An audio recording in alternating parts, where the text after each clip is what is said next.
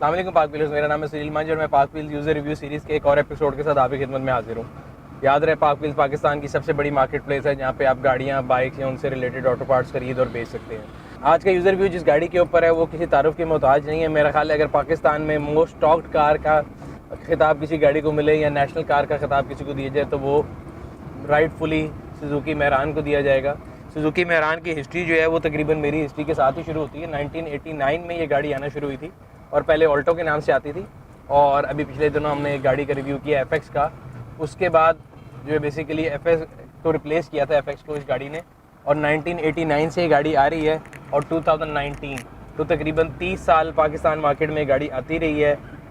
पाकिस्तान में अगर हम यूज़र्स का भी अगर प्रोफाइलिंग करें तो बहुत से लोग ऐसे होंगे जिनकी पहली गाड़ी जो है वो मेहरान या ऑल्टो रही होगी। ज़्यादातर लोगों जिनसे मैं बात करता हूँ, बिकॉज ये एंट्री लेवल गाड़ी है और कई लोग जो हैं वो कहते हैं जी इसकी सक्सेस की निशानी है कि जी इतनी ज़्यादा चली है। कई जगह अगर आप देखा जाए तो ये मजबूरी का नाम बिस्मिल्लाह भी आप कह सकते हैं कि अगर गाड़ी किसी ने 2 व्हील से 4 व्हीलर पे जाना था, गाड़ी पे जा रहा था मोटरसाइकिल से, तो पहली गाड़ी जो एंट्री लेवल थी वो ये थी। और बड़े अरसे तक ये गाड़ी पाकिस्तान की सड़कों पे राज भी आप कह सकते हैं किया है, या सबसे ज़्यादा मजाक भी इसी का उड़ाया लोगों ने। पाकिस्तान में क्या पाक व्हील्स पे बेसिकली लोग इसको ज़्यादातर बॉस के नाम से जानते हैं। 1989 से लेकर 2012 तक जो है जिस गाड़ी में सेम इंजन आया था, 2012 के बाद इसमें यूरो 2 इंजन आ गया था। और उसके अलावा जो है इसमें कई दफ़ा मिलेनियम एडिशन और पता नहीं कौन कौन से एडिशन आए थे। सो स्टिकर चेंज करके गाड़ी का मॉडल चेंज किया गया था और काफ़ी अरसे तक ये गाड़ी जो है पाकिस्तान में जब आ रही थी तो उसके अंदर सीट बेल्ट तक नहीं होती थी। फिर काफ़ी लेट आगे सीट बेल्ट आना शुरू हुई। मुझे याद है जब मैं गवर्नमेंट कॉलेज में होता था तो मेरे पास भी ये गाड़ी होती थी और उसमें मैंने ये शीशा लगवाया था खुद, सीट बेल्ट भी खुद लगवाई थी उस ज़माने में। This I am talking about 1995-97 तक का जो टाइम था उस ज़माने की बात कर रहा हूँ मैं। खैर, गाड़ी की जहाँ तक बहुत लोग बुराइयाँ भी करते हैं, बहुत अच्छाइयाँ भी हैं। अच्छाइयाँ इस सेंस में है कि अगर आप पाकिस्तान के किसी कोने में भी चले जाएँ तो जिस तरह पाकिस्तान के हर कोने में आपको पाकिस्तानी ज़रूर मिलेगा उस तरह आपको मेहरान भी ज़रूर मिलेगी। सो बेशक आप खंजराब जाएँ, नारान जाएँ, किसी भी पाकिस्तान के कोने में चल जाएँ, मुझे नहीं कोई जगह याद कि मैं वहाँ गया हूँ मुझे मेहरान ना मिली हो। और कई लिहाज से अगर इस गाड़ी की कैपेबिलिटी ने मुझे इम्प्रेस भी किया तो ऐसे ऐसे इलाके जहाँ पे मुझे लगता था कि जी सिर्फ 4 व्हीलर जा सकती हैं या कोई बहुत पावरफुल गाड़ी जा सकती है, जैसे मैंने आपको खंजराब बताया। लास्ट ईयर हम खंजराब गए थे तो वहाँ पे जो हमारे बिल्कुल गाड़ी मिली थी वो मेहरान थी। हमारे पाक व्हील्स के मेंबर थे, सियालकोट से टूर करते हुए आए थे तो 5 लोग एक मेहरान में थे, खंजराब पास पे में मिले थे। सो उस लिहाज से इसके पॉजिटिव पॉइंट्स ये हैं कि ये हर जगह पे पहुँच भी जाती है। सो मेरा ख्याल है मैंने काफ़ी तकरीर कर ली। अब लोग कहेंगे कि यूज़र रिव्यू था, मेरी तकरीर नहीं थी। तो नुमान साहब हमारे साथ हैं, हमारे कुलीग हैं पाक व्हील्स में। मैं देख रहा हूँ उन्होंने गाड़ी में खैर काफ़ी चेंजेस किए, उनसे पूछते हैं। सो नुमान साहब, ये आपने गाड़ी कब खरीदी थी? सर 2011 में। 2011 में 0 मीटर ली थी आपने? जी सर। 2011 में कितने की ली थी? सर ये तकरीबन 580-590। ठीक है, 580-590। और उस ज़माने में इसका नाम क्या था या वर्जन क्या था? ये सुजुकी मेहरान VXR थी। इसमें AC कंपनी फिटेड था? Company fitted AC, company fitted CNG. ठीक है, CNG भी थी कंपनी फिटेड? जी हाँ, वो CNG के ऊपर पाक सुजुकी का लोगो नज़र आ रहा है। और अभी आजकल ये CNG पे चल रही है, मिलती है? ये मैंने तो सर इसमें डलवाई नहीं है कभी। अच्छा, नहीं डलवाई। अच्छा, मुझे ये बताइएगा जब आपने गाड़ी ली थी 2011 में, क्या आपकी फ़र्स्ट कार थी कि इससे पहले आपके पास गाड़ी थी? इससे पहले भी थी सेंट्रो। ठीक है, सेंट्रो 2008 मॉडल और 2005 मॉडल। 2011 में आपको सेंट्रो थी, आपने उसके बाद उसको बेच के ये ली कि एडिशनल? 2008 भी अभी है। अभी भी है, तो ये एडिशनल गाड़ी थी जो आपने ली। ये additional तो आप बता सकते हैं कि आपने मेहरान क्यों ली थी, क्या थॉट प्रोसेस था उस ज़माने में? मैं उकाड़ा से रहता हूँ तो वो ठीक थोड़ा है। सा बैकवर्ड है, तो रोड्स ऐसी नहीं है।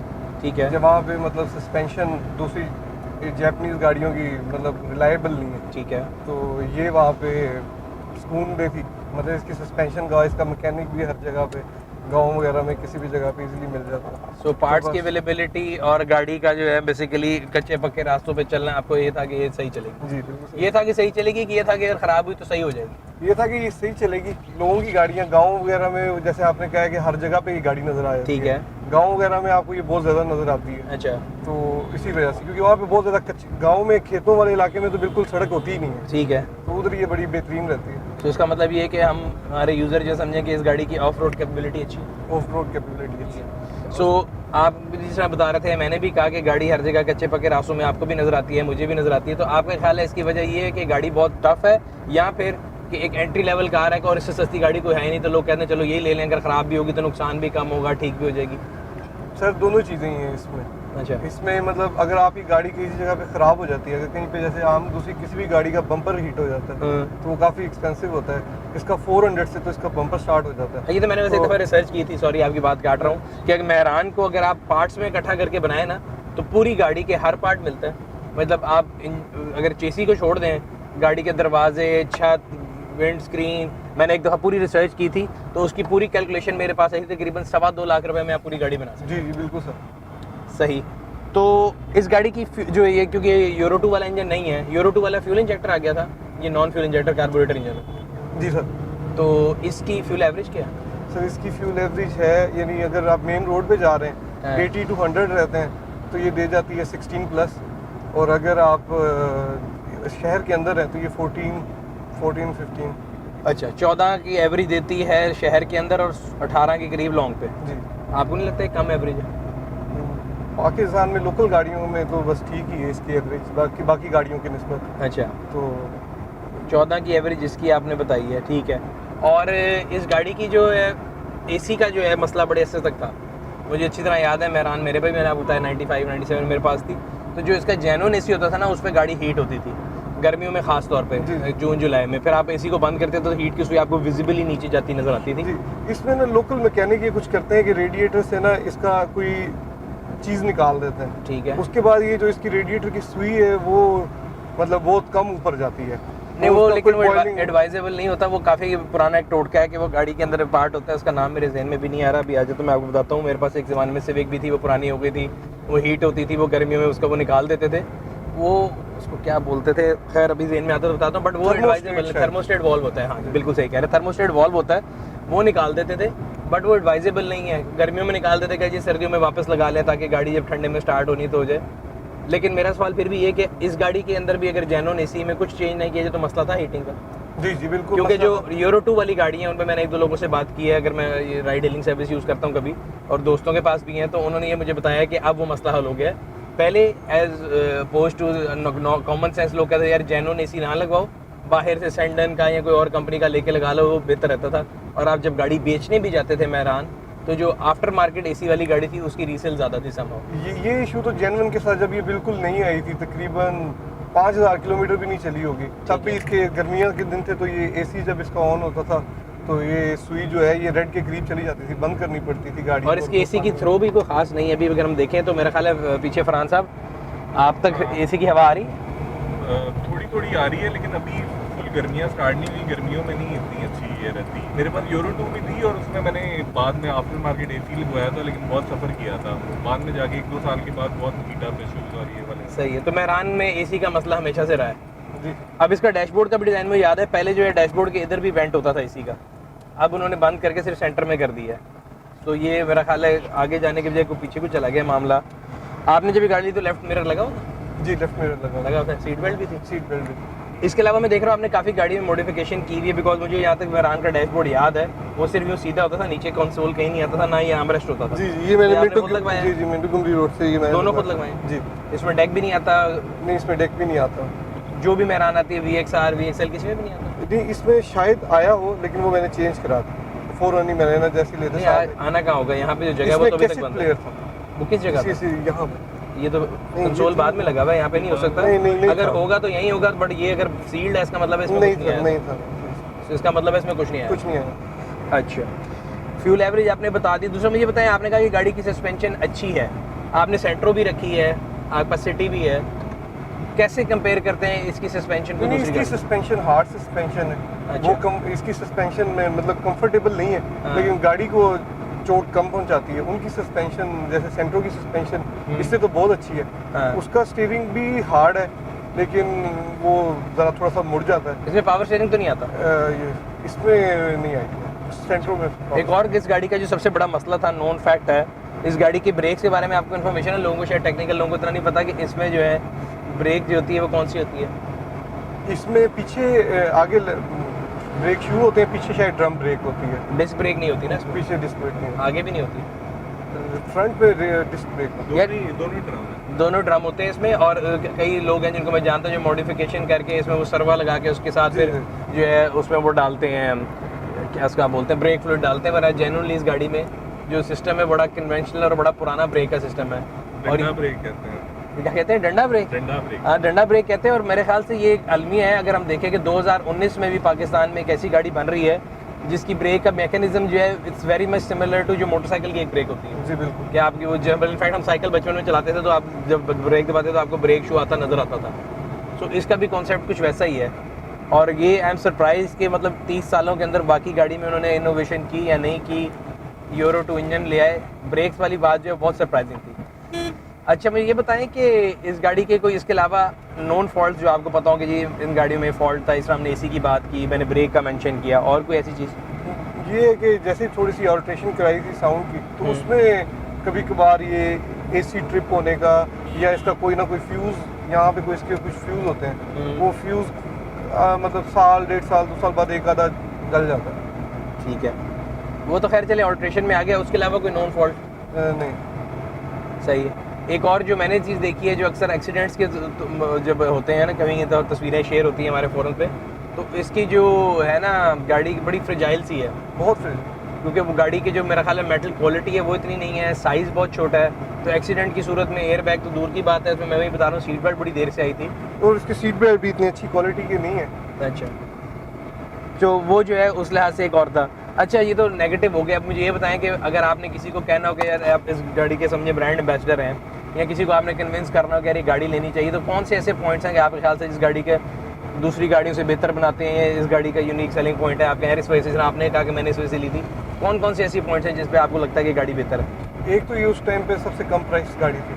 ठीक है। अब तो और भी कुछ गाड़ियाँ आ गई हैं, लेकिन ये उस टाइम सबसे कम प्राइस थी।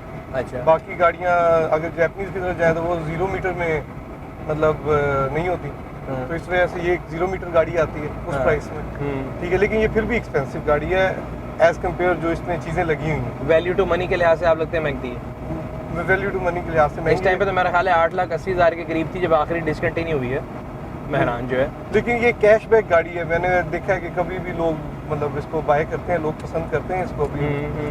तो वो उसकी मेन रीज़न यही है कि कच्चे पक्के रास्तों पे जो ये चलती है, यार वो पसंद करते हैं, वही एक डिबेट है। मजबूरी का नाम बिस्मिल्लाह भी हो सकता है, पसंद भी कर सकते हैं। तो अभी आई एम नॉट श्योर। अजीब सी बात ये है कि वही वाली आपकी वाली बात है, आपने बेचना हो तो फिर वही अगला सवाल आ जाएगा कि इस लाइक कैश बैक। आप समझें कि आपने कैश रखा हुआ है, आप जब बेचना चाहें फ़ौरन बिक जाएगी। जी सर। सही। और रीसेल गाड़ी की उसका अभी भी इतनी है, अभी भी- नए एंट्रेंट्स आने के बाद? अभी भी उतनी है। अभी मेरा इरादा है इसको सेल आउट करने का, तो मुझे कस्टमर्स यानी रोक रोक के पूछते हैं? वैसे ही मिल गए हैं, मतलब बात अच्छा। करने से। और जितने की आपने ली थी उससे महंगी बिक्री होगी? नहीं, उससे तो महंगी नहीं है, लेकिन क्या मॉडल है गाड़ी का? 2011। और कितने की बिकेगी? ये तकरीबन 470 480। नहीं यार, आप जाए पार्क व्हील्स का यूज़ प्राइस कैलकुलेटर यूज़ करें।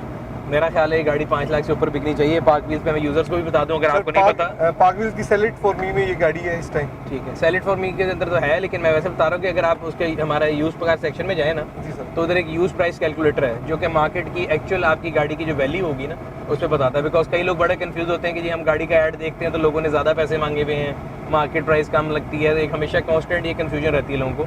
तो लोगों की आसानी के लिए पार्क व्हील ने एक टूल बनाया है जिसको यूज़ प्राइस कैलकुलेटर कहते हैं। सो यूज़ कार सेक्शन के अंदर अगर आप जाएंगे तो उसमें यूज़ प्राइस कैलकुलेटर है, उसमें आप गाड़ी की माइलेज लिखें, गाड़ी की डिटेल्स डालें, वो आपको एक एस्टिमेटेड प्राइस देगा जो कि मिनिमम, मीडियन और मैक्सिमम गाड़ी मार्केट में एक्चुअल ट्रांजेक्शन जो हुई है ना वो उस पर बेस्ड है, और रिग्रेशन मॉडल उसकी वैल्यू निकाल के देता है, और उसमें चांसेस ऑफ एरर बहुत कम है।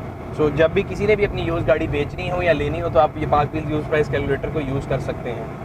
अच्छा, गाड़ी के पार्ट्स की बात हमने की। गाड़ी के पार्ट्स बहुत सस्ते हैं, इजीली अवेलेबल भी हैं, उसमें लोकल, चाइनीज़, हर किस्म की चीज़ अवेलेबल है।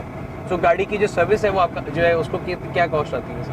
सर अगर तो इनके सर्विस सेंटर से कराएं तो वो तकरीबन डबल आती है जो लोकल बंदे से करवाई जाए। तो सेम पार्ट्स को कंपेयर करें कि जेन्युइन नॉन जेन्युइन कंपेयर करें? सेम पार्ट्स को भी कंपेयर कर लें, उनकी लेबर चार्जेस ज़्यादा हैं। अच्छा। आम जगह पे इसके कोई लेबर इतने खास चार्जेस नहीं है, मतलब ऑयल चेंज में काफ़ी ज़्यादा फ़र्क है। ऑयल चेंज तो मेरा ख्याल है पूरे पाकिस्तान में यूनिवर्सली ऐसा रूल हो गया कि फ्री होता है। लेकिन इनकी अपनी पर्सनल ये जो इनकी आउटलेट्स होती हैं हाँ। सुजुकी की, उनके ऊपर फ्री नहीं है इस तरह। अच्छा। वो इसको चार्ज करते हैं लेबर, मतलब काफ़ी चीज़ें खुद से ही, मतलब उनके पास जाए तो आपका बिल कम नहीं बनता। कितना बनता है अंदाजा एक एवरेज ऑयल? मतलब अगर उनके पास पीछे फ्रांसा बैठे हैं वो 4,500 रुपये में कराते हैं, जितने का मैं सिग्नस का कराता हूँ उतने का फ्रांसा अपनी जी जी, आप मेहरान उनके पास ले जाएं। अगर आपने उनके सारे यस कह दिए जो वो कह रहे हैं तो आप मेहरान के ऊपर 5 से 6 हज़ार रुपये लगा के आ जाएं। अच्छा, वो तो बड़ी ज्यादती वाली बात है। जी जी, और यही आप मार्केट में ओपन में चले जाएं, पहले तो 1800 रुपये में हो जाता था, ठीक है। आजकल तकरीबन 2200-2400 रुपये में मतलब हो जाता है। अगर आप फैमिली के साथ ट्रैवल करें तो पीछे कितने लोग बैठ सकते हैं और आराम से बैठते हैं, तंग होते हैं? इसमें थोड़ा सा लंबी हाइट का बंदा को बैठने में हर जगह भी मुश्किल होती है। अच्छा, अगली सीट पे तो मेरा ख्याल है ठीक है। नॉर्थ साइड की मेरी हाइट बहुत लंबी है लेकिन अभी भी अभी काफ़ी जगह आगे। जी जी फ्रांसा पीछे काफ़ी स्ट्रगल कर रहे हैं, मुझे बार बार टुडे मार रहे हैं पीछे जी से। जी, इसी तो- तरह पिछला लेग रूम तो बहुत कम है, डिग्गी में भी स्पेस बहुत कम है। बहुत कम है। और अगर तो सीएनजी सिलेंडर है तो उसमें स्पेस है ही नहीं। बहुत से लोगों की इस गाड़ी के साथ एक नॉस्टैल्जिक वैल्यू है। हर बंदे ने अपनी ज़िंदगी में जो पाकिस्तान में एंट्री लेवल गाड़ी में, अगर मैं कहूँ तो 50% से ज़्यादा लोगों की पहली गाड़ी मेहरान थी, और अगर आपकी भी थी तो अपनी स्टोरी जो है कमेंट सेक्शन में हमसे ज़रूर शेयर करें। ये था आज का रिव्यू। हमने कोशिश की कि हम उसके सारे एस्पेक्ट्स को कवर करें। फिर भी अगर कोई चीज़ मिस हो गई हो तो आपसे पहले से माजरत कर लेते हैं। कमेंट सेक्शन में अपनी राय से आगाज़ ज़रूर करते रहा कीजिए। अगर आप यूज़ मेहरान लेना चाहते हैं तो पाक व्हील्स पे जाएं, यूज़ कार का फ़िल्टर लगाएं, वहाँ पे आपको सैकड़ों नहीं बल्कि मेरा ख्याल है हज़ारों की तादाद में यूज़ मेहरान मिल जाएंगी। अगर आप गाड़ी खरीदना चाहते हैं अपनी पसंद की गाड़ी सेलेक्ट करें। गाड़ी खरीदने से पहले पाक व्हील इंस्पेक्शन सर्विस ज़रूर कॉल करें, जो कि आपको 200+ पॉइंट के ऊपर गाड़ी का चेक देती है, ताकि आप गाड़ी लेते हुए कि इन्फॉर्म डिसीजन ले रहे हो। इसके अलावा यूज़र पे आपको बताना चाहूँगा कि हमने एक सिलसिले का आगाज़ किया जिसमें आप अपनी गाड़ी के बारे में अगर बहुत ज़्यादा बेहतर जानते हैं और आपको लगता है कि आपका जो नॉलेज है वो दूसरों से शेयर होना चाहिए, सो हम एक लिंक लगा देंगे नीचे राइटर रिव्यू के नाम से। आप अपनी गाड़ी का रिव्यू लिखें, हमारी टीम उसको गो थ्रू करेगी, और अगर उनको लगता है कि वो इस लेवल के ऊपर है या उनको लगता है कि उसके मेरिट के ऊपर आता है तो इंशाल्लाह ताला हम आपको भी अगले रिव्यू में फीचर करेंगे। ये था आज का रिव्यू। अगर आपको पसंद आया तो लाइक करें। अगर अभी तक आपने हमारे यूट्यूब चैनल को सब्सक्राइब नहीं किया, सब्सक्राइब करें, बेल आइकॉन पर क्लिक करें ताकि आपको हर आने वाली वीडियो के बारे में नोटिफिकेशन मिलता रहे।